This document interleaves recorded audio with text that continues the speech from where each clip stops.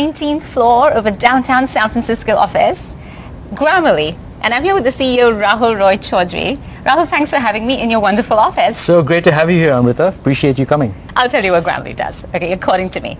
You're typing an email, and you read it a few times, you really need to get it out, you press send, then you go to your sent items and reread that message, and there are two glaring, embarrassing typos that make you feel like you look really stupid. And you're like, God, I wish I didn't do that. And Gramarly to the rescue. If you'd signed up, they would be able to flag those mistakes. And so saving you from one typo at a time is now a company that's a $13 billion valuation. That's right. Whatever that means. Very correct. I mean, we communicate a lot, we write a lot, and the way we show up really matters. And that's what we're about, helping you write better, communicate better.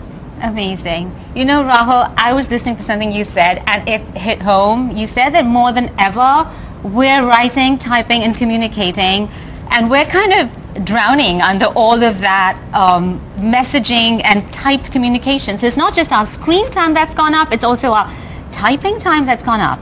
Yeah, so we have data that suggests that on average, professionals like us spend over half their work week, more than 20 hours a week, writing different forms, text boxes, documents, emails, direct messages, whatever it might be. We're writing a lot in lots of different contexts. And the problem is getting worse, not better. See. And Gramarly is here to help. You're here to help. Now, I feel that a part of this, and I don't mean to take away from your business, but is that people are just more confident when they say they get it in writing. People have become almost shy to pick up the phone and talk. It's considered rude to speak on the phone now, or considered an intrusion. Can you also put in a suggestion that says, I think this one is best sorted out on the phone in Gramarly? Great product ideas. Let's take a look at that. But in all seriousness though, written communication is more important now than ever before, because think about what COVID did in terms of global work, remote work. The weight of the written word is more important now than it has been even a few years ago. You even said that we are switching between different types of writing multiple times a day. You've got studies about that? 1,200 times on average we're switching app contexts. So there's a lot of context switching happening in the course of our day-to-day work. It's so much a part of how we do work, we've even kind of forgotten how much of a mental toll it takes on us. And you guys get that? We get that. This is what we do. We want to help people communicate better, communicate more effectively. That's what we're about as a company. Nice. And I love your office space. It's got a great vibe. I see a coffee kiosk. Would you like some coffee, Amrita? I would. Let's go get some coffee. Thank you. All right.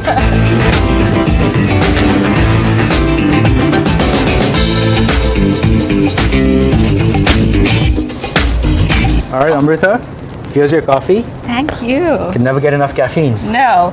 But listen, I thought that CEOs didn't drink coffee. I thought they didn't need coffee. I thought coffee was for the rest of us, and CEOs on another zone of productivity. Like, you guys are at a Zen level. You need coffee as a CEO. I'm not really drinking this coffee. See, I knew it. You're just pretending. You're just keeping No, Amrita, in all seriousness, I am just a regular human being. I need coffee like everyone else, and I desperately need my caffeine shot in the morning. You do? I do, absolutely. I swear, I thought CEOs had become a different species, especially the tech CEO. I mean, there are listicles about not just tech CEOs, but Indian origin or Indian-born tech CEOs. Does that mean something to you? You know, I feel like at the end of the day, I have a deep love for technology. That's really what drives everything I do. I love being at Gramarly. I'm just happy to be the CEO of Gramarly because I think we're doing something really important. And I see the benefits that technology can bring into people's lives. Yeah. And I need coffee. So do I. So about Gramarly, the name. Your company is a writing tool that helps us to write grammatically. Yes. Yet the word Gramarly, to my knowledge, doesn't exist in English. So it sounds like the rule makers, the gatekeepers are being the rule breakers. What's up with Gramarly for a grammar app as a name? Well, the plan was that eventually enough people around the world are going to be using Gramarly that it becomes a word. Wouldn't it be cool to Gramarly something? Amrita, did you Gramarly this morning? I Gramarly. Did you? I am now. Yeah, there you go. See, so it's become a word. In all seriousness, you know, the company was started in 2009 by two Ukrainian founders. And they actually built the product because they were not native speakers of English. Oh. And they needed help, and they built a product that would help them communicate more effectively. Nice. The name came, it was a bit whimsical, but it really has taken the world by storm, and we have millions of people using the product every single day. And, and I think eventually it will just enter our language. So tell me, people who are comfortable with English and confident in communicating. Everyone uses Grammarly. Everything from people for whom English is not their first language, they need help with confident communication, all the way to people who write for a living. In some ways, the way we as a species, as humans, process information is we write. The word is critical to who we are as people. I wanted to ask you, when you have suggestions, say, that I get for rephrasing a sentence, apart from typos and things, who are the people who have informed the style that Grammarly suggests? Yeah, it's a great question. You know, words are so important. And so we are solving a multifaceted problem, if you will. On the one hand, we're using the latest cutting edge AI technologies. So we have engineers, we have research scientists helping us harness those technologies. On the other hand, we're dealing with English. It's a complex, always evolving language. That's what makes it so powerful. So we have linguists, experts in language, helping us understand how the language is changing and evolving. We're also building a useful tool for people. So we have designers and product managers making sure that all of that technology, all of that knowledge of English can be packaged up in a delightful user experience. And that together is what makes Grammarly special. Okay. I like the part about linguists especially because it builds trust, that you know that it's your words, right? At the end of the day, it's my words going to somebody. And if I'm going to take someone else's suggestion that have changed my words, it may as well be a linguist. I don't want to outsource that to something that sounds robotic or generic. And so the way you sound really is important. Yeah. Rahul, you'd said we don't want to sound robotic when we write to each other. I'm afraid of not just sounding robotic, but I'm afraid that a message that's coming to me has been actually robotized. You know, and that immediately creates distance. You're in the business of helping communication, which is about connection. And when you bring in something that's not essentially human, what are the risks of that robots in there, in that feeling that, hey, this is not really authentic, it is someone with help to sound authentic? So you've asked a very, very deep question. It's something I think about a lot. So maybe just as context, the first thing I'll say is that AI is a very, very powerful piece of technology. It's probably the most powerful technological force that's shaping our lives today. Gosh. And it has a ton of benefit, but it has a ton of risk. And so we do need to be very careful and responsible in how we deploy this technology to our users. So at Grammarly, for example, responsible AI deployment is central to how we approach product development. So as a simple example, we want to make sure that users are in control of their experience. So you never feel like a robot is taken over to do my job. You feel like a robot is there to help me. The technology is there to help me, to augment my skills. In fact, if I were to get on my soapbox for just a second, I wish AI had been called augmented intelligence instead of artificial intelligence, because augmented intelligence really gets after what we want from the technology. We want it to augment our potential, our voice. And so that's what we strive to do at Gramarly. Okay. That's interesting because you had mentioned about, like you say, responsible use of AI. And I had listened to a comment you had made during one of your other interviews about how you were affected by, say, job applications, and how you'd heard that, you know, a robot or an algorithm will sift through people's job applications before they get to a real person. So, and that's not really helping the applicant. And you felt strongly about that. What made you feel strongly about that? So here's what I see in the AI debate today. I see people saying, this technology is the best thing since sliced bread. Let's move forward. It's going to be awesome. We'll figure it out later. But that's not great, because AI does cause real harm. There's bias in these language models that can cause problems. The job application example is one of those examples where there was a system that was put in place to screen job applicants coming in. And that system learned from training data that had been biased, so it was perpetuating that bias for people applying for jobs. That is real harm in the real world. That's not great. On the other hand, I hear AI, Armageddon, these things are going to take over our lives. Oh my goodness, stop everything. that's not great either, because AI can really benefit humanity, benefit society, and really help us, augment us. So what I think is missing from the debate is, don't go on these extremes of, oh my God, best thing since sliced bread or worst thing ever. Find a practical path forward to build and deploy AI responsibly.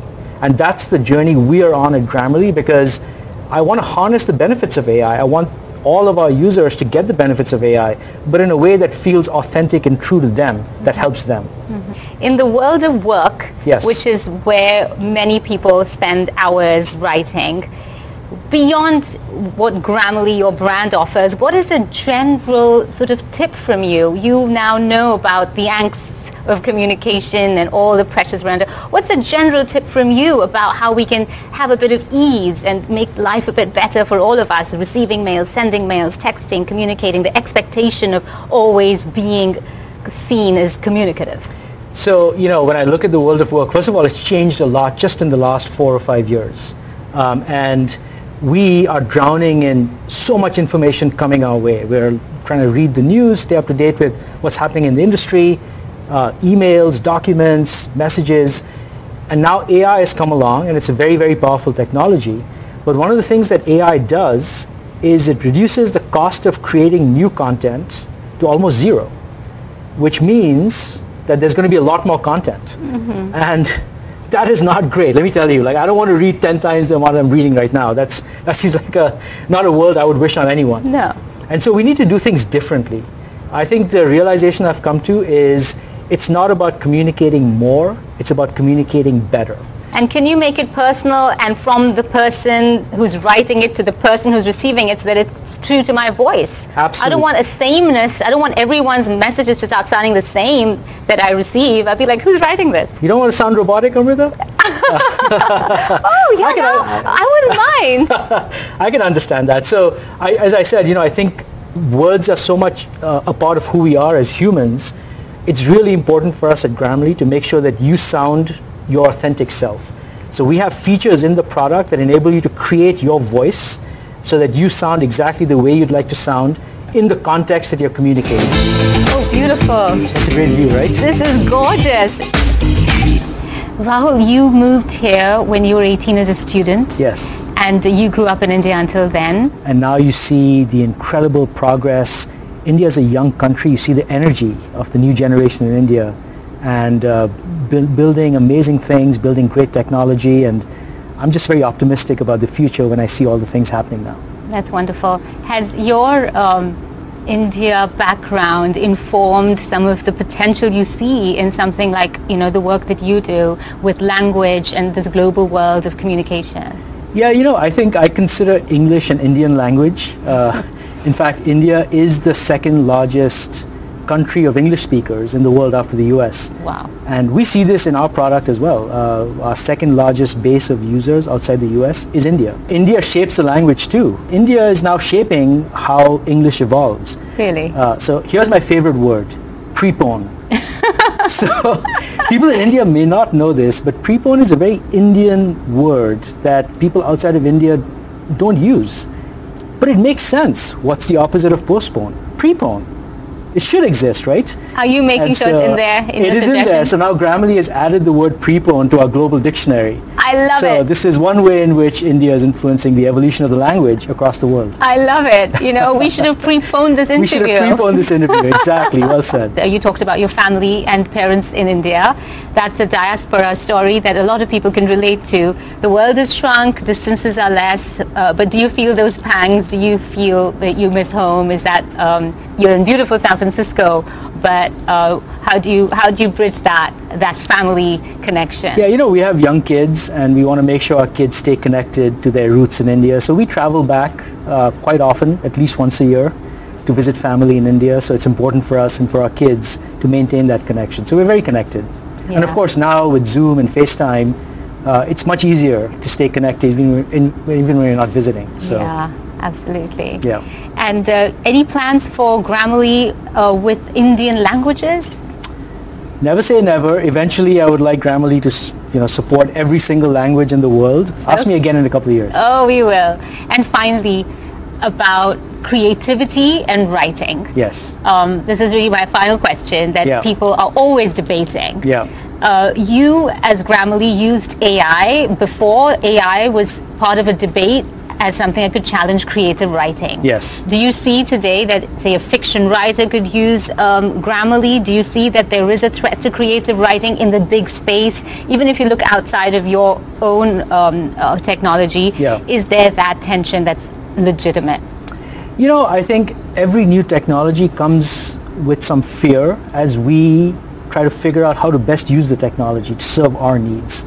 I remember back in the day, bringing calculator in to do your homework was considered cheating.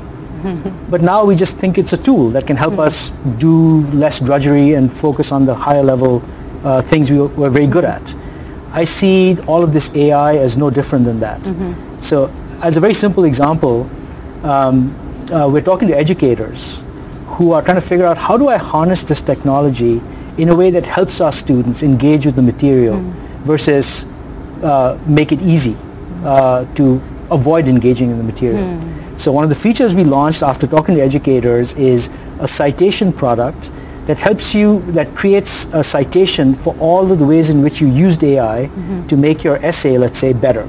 So there's good ways to do it. So for example, maybe I wrote an essay and I can select the essay, and this is a feature that Gramarly supports, which is I can select the essay and say, hey Gramarly, how do I make this better? And Gramarly may suggest things like, well, you didn't use enough data to back up your points, or this sentence is not very persuasive, make it more persuasive. And so you can use Gramarly to create a better work product. You can engage more deeply with the material, and then at the end you can cite your use of AI. That's so important. If you cite your use of AI, you're building trust both for the user and the recipient. That's right. I think that's something that people need to do. That's right. So I'm a big fan of AI. I'm a big fan of technology. There's always uncertainty when new technologies come in, which is why at Gramarly we care so much about responsible AI development. It is important that us at Gramarly, but also broadly in the tech industry, we take our responsibility seriously. I think so. I think that's important for people who are still, coming to terms with becoming comfortable with it. Yeah. Well, thank you for your time. Thanks for your chat, and thanks for inviting me to this office, and for giving me a coffee, and for letting me know that even CEOs drink coffee. It was great having you here, Amrita. Thank you so much. Thanks, Rahul. Thank you.